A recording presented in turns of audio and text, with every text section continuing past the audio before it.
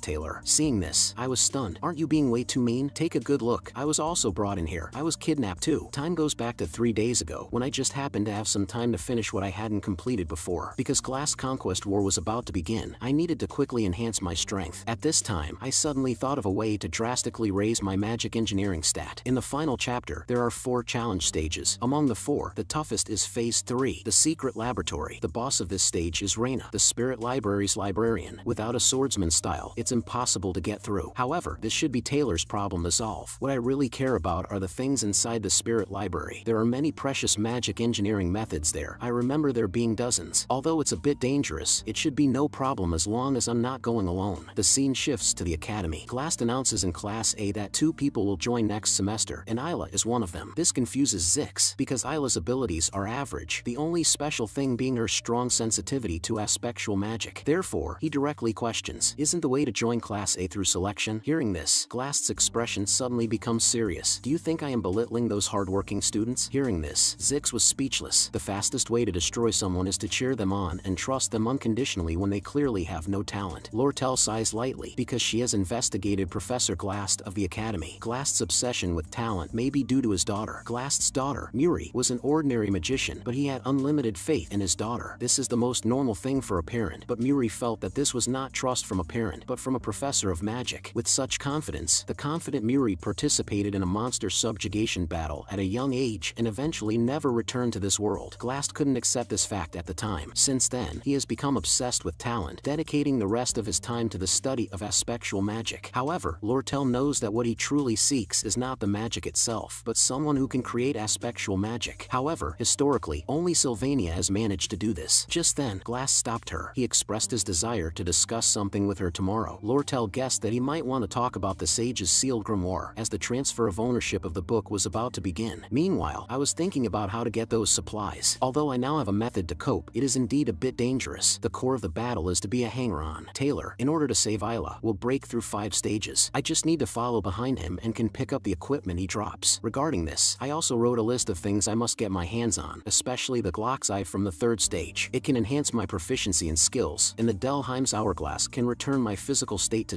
2.5 seconds before. Anyway, these things are of no use to Taylor, so I'll unapologetically take them. I'll also enjoy watching Taylor's performance before returning to my cabin. This is simply a perfect plan. Glass's subjugation battle is set on the day of the Sage's sealed grimoire sensing ceremony. I've already arranged for Janica to accompany me to the sewers to look for the lost items. I thought she would be afraid and reluctant, but she agreed right away. This made me feel a bit guilty. However, with a powerful ally by my side, my plan is perfect. Just as I was about to leave, Assistant Claire stopped me, saying Professor Glass wanted to see me. The sensing ceremony is tomorrow. Why would he call me now? Last time I was unconscious and didn't go, and now he's calling me again. It must be something important. When I arrived, I saw Isla. Does she really need to be so wary of me? But thinking about how I had shot her with an arrow before, it's no wonder she feels this way. She was kidnapped at the start of the 2nd act's final battle. How is she here now? And why call me over? A bad thought crossed my mind. Although I know what will happen in the future, elements could still change. Soon, I found my own investigation report. It turns out he has been watching me, including what I did at the Ophelis Hall. But what's the connection between these two things? Meanwhile, I heard footsteps outside the door and immediately drew the sword at my waist. Seeing Professor Glass, Isla rushed over, but what met her was a spatial lock. Soon, she was restrained. Then, a sharp knife flew towards the professor. Just when Professor Glass thought he could easily subdue his opponent, he didn't expect the other party to have a hidden move, which he hadn't anticipated. A poor student actually able to use such fluent magic? Glass wondered. So you've read all the materials on the table in such a short time? What intrigued him even more was that Ed could guess his intentions. Then, I asked him, is it really necessary to attack me? Isla is your target, isn't she? Glass obviously had his own plans. He said, I hope you don't think too harshly of me. I was puzzled why he would say this. Don't think harshly of him? That makes sense. Even if I escaped from here, he wouldn't easily let me go, and it could likely affect a later plot. If I and Isla were kidnapped, we would be locked in the secret laboratory. In other words, I could skip the first 2 stages. Rather than struggle, it might be simpler to just let him capture me. Glass didn't expect me to come forward voluntarily, but it also saved him some effort. At first, Glass was puzzled how someone who lived in the wilderness could achieve such good results. He even wondered if I had 48 hours a day. And from the crystal ball, my combat ability was seen through perfectly analyzing the opponent and using every means to win. He said, this is the way of the weak. It's not about talent, but about effort. He noticed that my expression was not at all confused, which reminded him of something he had lost in the past. He had seen a similar expression on Muri, the daughter who had vowed to make her father's name famous. Muri's face again floated into his mind. Just then, Mug took the opportunity when Glass wasn't looking to sneak out and flew towards Ed's cabin, where Janica was waiting for Ed's return. After escaping from the academic building, Mug headed straight for the cabin in the forest. At that moment, Lucy was leisurely lying on the roof of the cabin. The time Ed was sick reminded her of Glock. After Glock handed over the magic travelogue of the southern continent to her, he quietly left this world. Glock accepted his own death more readily than anyone else, but Lucy could never forget him. The only thing that temporarily made her forget her longing was the satisfaction brought by the jerky in her arms. However, the jerky was soon finished. At the same time, she noticed Mug rushing over. Elsewhere, upon hearing the news, Janica's magical power suddenly went berserk, which puzzled Lucy. Normally gentle Janica, why would she suddenly go berserk? The scene shifts. The Academy is holding the sensing ceremony for the Sage's sealed grimoire. Important figures from both sides arrived at the scene. Acting President Lortel and Headmaster Abel. Lortel noticed that Abel and Creepin were of similar age, but they felt completely different to her. After the auction of the Sage's sealed grimoire ended, Creepin had sought out Lortel, asking her to sell the Sage's sealed grimoire to him. Lortel directly quoted 12,000 gold coins, not expecting Creepin to accept the deal so readily, and he even added a priceless piece of information. Elt had hired mercenaries to go to Sylvania Academy. Although Creepin didn't give Lortel a good feeling, this piece of information was indeed noteworthy. Now everything was ready. Looking at the Sage's sealed grimoire so close at hand, Lortel began to daydream. After all, she also obtained Ed's free pass. A powerful magical circle spread out from the ground, and suddenly, a group of stone men surrounded them. Taking advantage of this moment, Professor Glass directly snatched the Sage's sealed grimoire, leaving Lortel dumbfounded. She didn't expect Glass to take the Sage's sealed grimoire so openly. Although Ed wasn't at the scene, the plot still continued. Back at Professor Glast's laboratory, Ayla still hates my presence and still blames me. At this moment, I guess Glast has already succeeded in seizing the grimoire. Meanwhile, Ayla's cries attracted Kum's attention. If you keep yelling like that, the monster of the underground waterway in front of you might wake up. Glast instructed Kum not to use the two of us for experiments and hoped we would stay put. This suited me just fine, which surprised Kum since I was calmer than he expected. There is nothing more to do now. We just have to wait for Taylor to arrive. By then, the library that Taylor passed through will already be devastated. As long as no one disturbed me, I could focus on collecting those spoils of war. However, at this moment, I am most worried about two things. First, the feeling of passing the stage seems too easy. Second, Ayla has been keeping her guard up against me. Then, I stopped her. If I really had any intentions against you, do you think I would miss such a good opportunity? Since I've seen this from Taylor's perspective, if I had to say it out loud, I'd say I feel pretty positively about Ayla. Lies. You're Ed Roth. Before she could finish her words, I interfered. Stop spouting nonsense and calm down. Taylor will definitely come if we wait here. Taylor, do you have the right to say his name? Why wouldn't I? I answered immediately, which shocked her. I'm sorry about the entrance exam, but I had my own difficulties. And I also helped a lot with the Glaskin affair, didn't I? You might not trust me, but you must have faith in Taylor. He'll definitely come to rescue you. Ayla was surprised that Ed was apologizing to her. Was this still the Ed she knew? Meanwhile, I sighed silently. Just then, Mug flew back in from outside. I didn't even know this guy had sneaked out. He is obviously extremely worried about my situation. You brat, where have you been this whole time? Mug, good job finding me here. Finally, I had someone I could talk to normally. Seeing this, Ayla signaled that I could ask for help through the sprite. There's no need for me to add another variable by doing something like that. But before she could finish, Mug interrupted. Don't worry, Janica has already received the message, and it seems she's quite upset. Not just that, the fox merchant and the magician who often appears on the roof want to join in too. Master Ed, did I do well? One way or another, we will be rescued. Hearing this, I was stunned. My perfect plan was completely ruined. Now I had to think of a way to fix this. Immediately, I said a few words to Mug, then threw it out. Then, I lay against the iron door, shouting loudly for Kum to let me out. Kum mocked me for being too naive, scoffed, and then left the place. After he left, I immediately stopped shouting because my goal had been achieved. Mug was able to retrieve the key to the cell. He handed it to me. After the cell was opened, I walked out first. Just as Ayla was about to come out, I shut the cell door directly. From now on, you can only answer yes or no, I told her. I left you inside because it's too dangerous outside. Staying inside at least ensures your safety. Just cooperate with them, and if they notice that I'm gone, just tell them I escaped. Sell me out immediately. Besides, your legs don't have any strength right now, do they? Ayla was about to speak, but I immediately stopped her. Just answer my questions. Eventually, Ayla reluctantly accepted my proposal. Good, now keep quiet and stay still. I'll handle it. However, as expected, new complications arose. I can handle the minor variables one way or another. After all, my experience was growing, and I could use the known information to solve most problems. But there would inevitably be things I couldn't solve. Now, by any means necessary, I must prevent Janica and Lortel from joining the battle. There's also an enemy so powerful that countless peak challengers couldn't defeat it even after hundreds of hours. As long as I don't deliberately try, it won't happen. So I had never cared before. However, a bad ending that will definitely trigger if certain conditions are met, no matter what method is used. No matter what, I must stop Lucy from coming here. The scene shifts to another side. What is it? Taylor,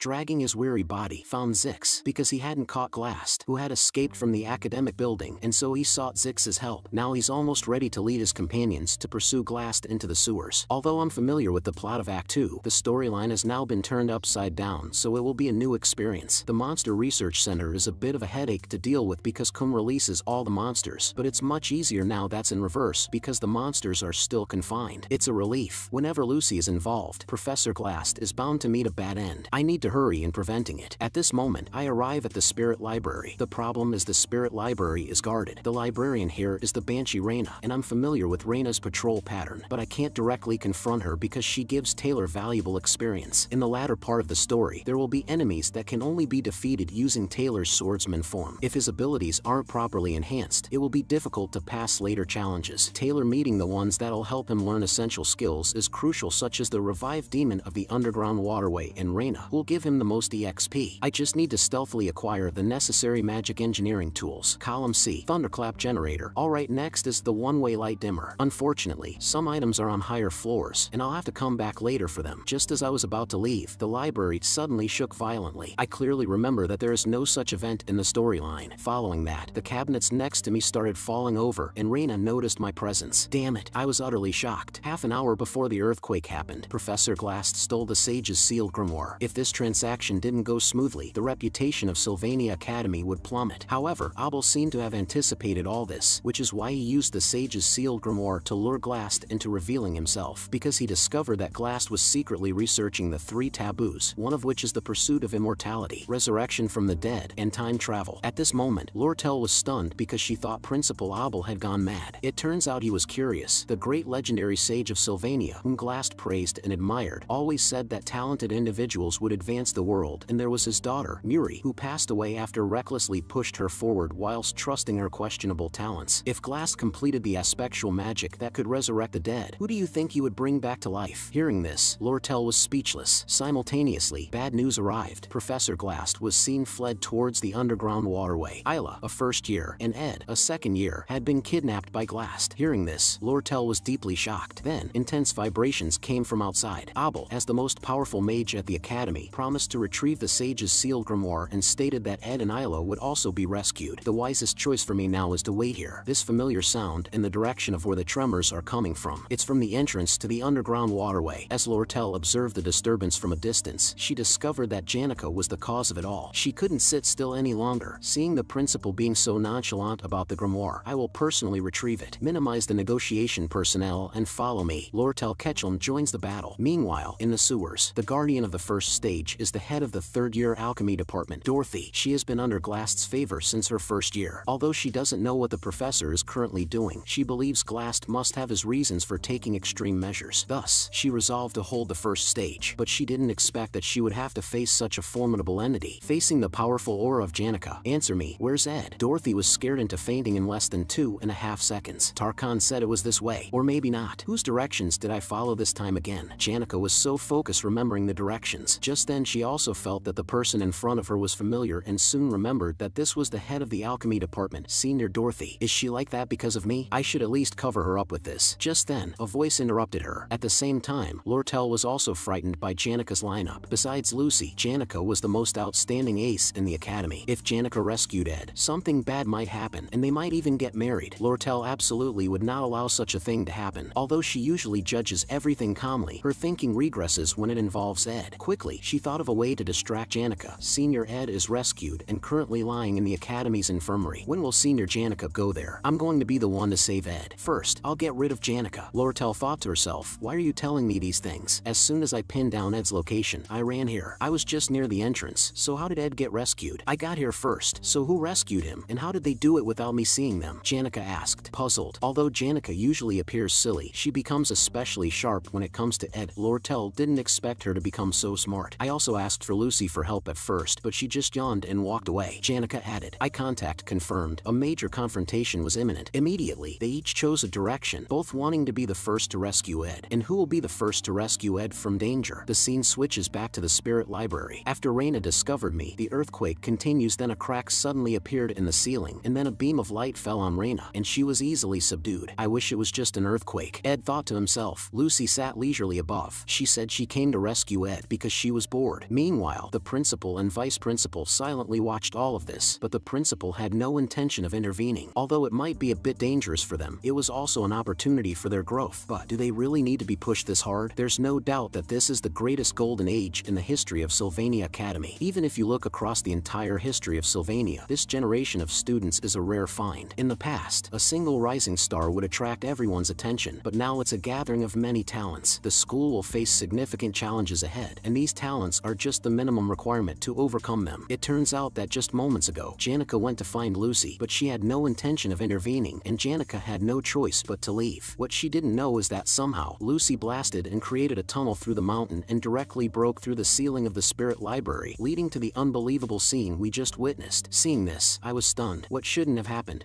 Lucy looked at me expectantly and asked if there was any jerky left. Upon learning that I didn't have any, she decided to find a random place to sleep, but I stopped her directly. The current situation is a complete mess. Time-wise, Janica and Lortel should have already entered the sewer. Now, all we need to do is go to the sewer and stop Janica and Lortel. Judging from Taylor's growth so far, if he deals with the latter half of the monsters, skipping a minor boss plot wouldn't deviate too much, which means it's still okay. The problem is her. If Lucy encounters Professor Glast, it will trigger a bad ending. In that case, it's better to keep her by my side. From now on, you should follow me and not wander around. Hearing this, Lucy looked at me with confusion, and I didn't know how to answer her. For now, I can only come up with a random excuse to brush it off, like when someone silently stays stays by your side when you're weak. After all, you're very strong. If you can stay by my side, I'll feel at ease. Lucy looked at me with suspicion. Really? No more jerky? Enough with the jerky, please. Just stay with me until we get out of this underground waterway. If you want to leave, I can send you out directly. Lucy asked seriously, but I refused her because I still have some things to handle before leaving. Lucy reluctantly agreed to my request. Then, Lucy jumped onto my back and fell asleep immediately. Now, all I need is to get out here by going in reverse. I'll get everything I need from the library, find Janica and Lortel, and finally get out of this place. While leaving, Lucy keeps asking if I really don't have jerkies. Just then, several pairs of eyes appeared on the ceiling. Immediately after, we were swarmed with monsters. I immediately cast an ignition spell, creating a flame barrier around us and killing the monsters. Elemental magic, proficiency has increased. Mana resonance, proficiency has increased. Should I call this the real thrill of mob hunting? I'm being bombed by the special EXP explosion of the monsters. Sorry, Taylor, I won't take too much, I thought while running off the scene. Unlike Janica, who is skilled in spirit sensing, Lortel possesses a magical sensitivity and special insight even recognized by Professor Glast, so she quickly finds the way. Lortel also realized that she is now helping others with the purest intentions, a relationship that cannot be measured by money. Discovering this new kind of relationship between people, Lortel became excited again. In the next moment, a gap broke open in the wall beside her, and Lortel looked at me in surprise because I was filled with various precious high-level magical tools. I immediately placed the things I couldn't carry in her hands. These are all full of money, but she quickly realized, wasn't Senior in danger? I confirmed this, but now the problem has been solved. Then she noticed Lucy sleeping behind me. It's dangerous, really dangerous, and Senior is so heartless. Although Janica is a coward who doesn't dare to express her feelings, I have been trying very hard to make a move recently, even almost setting the forest on fire with a torch that day. How can he act so casually and be so intimate with another girl in front of me now? I thanked her for taking care of me during this time, and if she is interested in any magical tool crafting methods, I can sell them to her at a low price. But Lortel felt she should refuse me because she wanted to take control. However, when she looked at Ed up close, her mind went blank. Please Lortel, who else can I trust but you? He really crossed the line now. Now's the time you want to make a demand like this from me, she thought, and those words just now kept echoing in her ears. Who else can I trust but you? I'm so grateful to you. Somehow, she muddle-headedly agreed to Ed's request. At that moment, a voice interrupted their conversation. Lortel's subordinate had encountered an emergency. At this time, Taylor gathered all his companions, the gloomy Clebius, the meddler Alvira, the spear of grass 6, and the prophet Adele. Like a scene that could see the future, her prophecies often come true. Soon, she discovered a very tough opponent in the distance. Immediately, there was a blast. It was Tarkan carrying a person. It turns out it was the assistant professor, Claire. So the tough opponent Adele was referring to was none other than Janica, the top spirit master of the second year. Zix is the only one who greets Janica while the fear she brought to Taylor and the others struck again, because they don't know if she was a friend or foe. But even if they lose, Taylor will never give up. Janica also didn't know why they were looking at her with such hostility. Just as Taylor was about to step forward, Zix stopped him because the situation wasn't clear yet. At the same time, a voice interrupted them, and they were stunned to see Ed